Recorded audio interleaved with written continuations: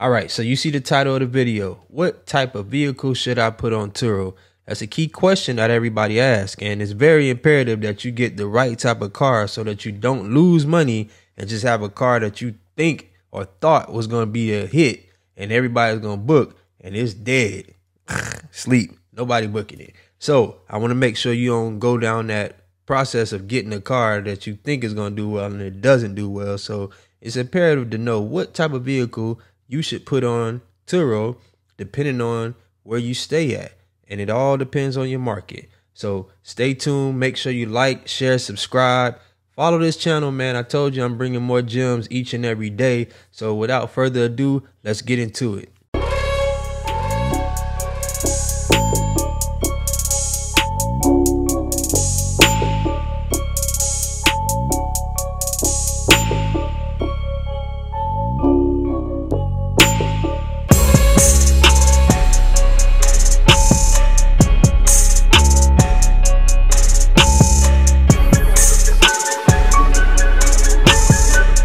So what type of car should you have on Turo? Now, this is one of the most asked questions that I get when it comes to hosting on Turo, because the type of car does matter and it will help you with the overall performance as a host on Turo.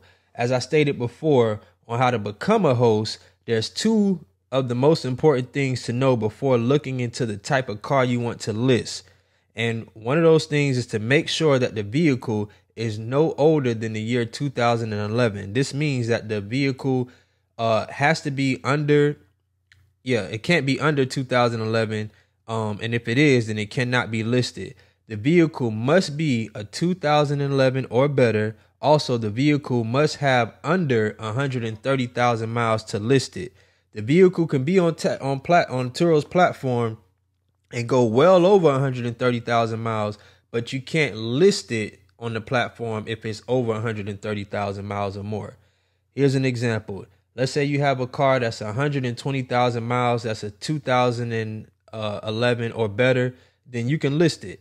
But if you have a vehicle that's a 2011 or better and it has 140,000 miles on it, then you can't list that car on Turo. It can't be listed.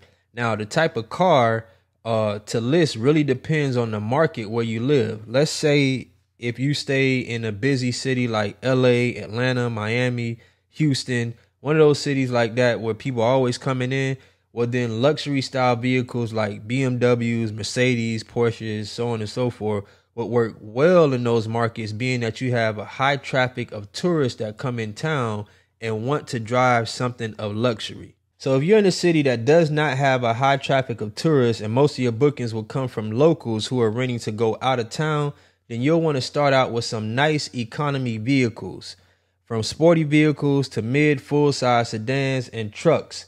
Now, keep in mind that individuals who live in cities that don't have high tourist attraction are not trying to pay high prices for luxury vehicles just so they can travel out of town. They typically want standard vehicles that have good prices for booking solely for out-of-town travel purposes.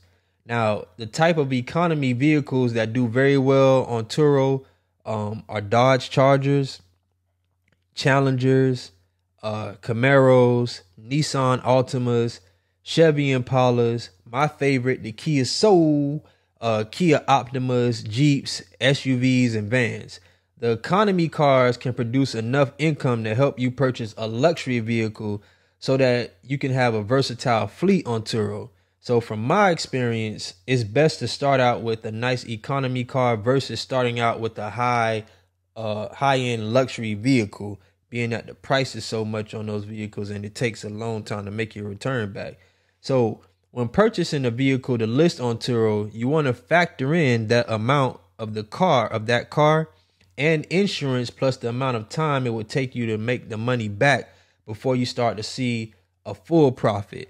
So for example, if you get a vehicle that's $30,000, you don't see full profit until you have made back $30,000, the price of the vehicle. Now you can still see profit, but not in full. So let's say the payment on the $30,000 vehicle is $550 per month and the insurance is $200 a month. This means that whatever you earn in a month on Turo, $750 of that would go to the payment of the vehicle, and then the rest would be yours to pocket. Now, let's say if you owned the car, you had no car payment on it, you would receive full profit without having to pay a portion of the car note. Your out-of-pocket expense would only be the car insurance. So overall, price of vehicle matters. Got to make sure you pick the right price on the vehicle, because you want to be able to make your money back as quick as possible so you can start to see full profits. That way you're fully in the green. So this is how you don't pick the wrong car. Make sure you get one that you can make the money back as quick as possible so you're fully in the green. Now, I hope you got some valuable information from this video on what type of car to get and what type of car to put on Turo. Or I hope that I just pointed you in the right direction and answered some questions that you probably just didn't have the answer to. If I did, or if I didn't, just leave some comments. Let me know, or ask me any questions. I'll make sure I reply back to you. I just want to make sure that you guys are doing it the right way, that you don't make any mistakes that I made in the beginning. So, you can get past that hump and just start making money out the gate. So make sure you like, share, subscribe. More videos are coming. Each and every day we're dropping a new one pertaining to Turo and the ins and outs of Turo, the key factors, the things that the people are not telling you about. Well, I'm here to tell you about, so I can help you on your journey as in your rental car business, because that's what it is. You're in the rental car industry now, or you're about to be in the rental car industry. So you gotta learn how to stunt with the big dogs. That's what we want to do, stunt with the big dogs. Okay. So on that note, man, I appreciate you guys watching. Make sure you like, share, subscribe, leave some comments, tell some other people about it, and I'll be back to spread some more info with another video.